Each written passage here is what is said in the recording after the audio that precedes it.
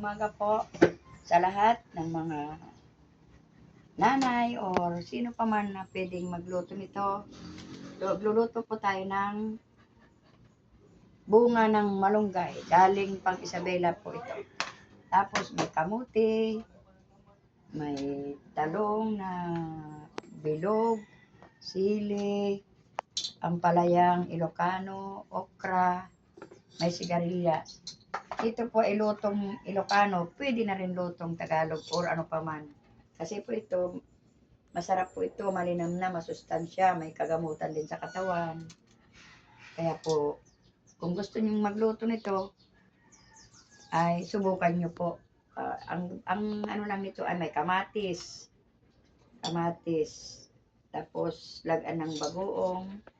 Kung meron ka dyan ng tinapa or karne, kung anong gusto mong ibangot, isahog, ay pwede rin po. Ay, yan lang po at magandang umaga sa lahat. Stop na.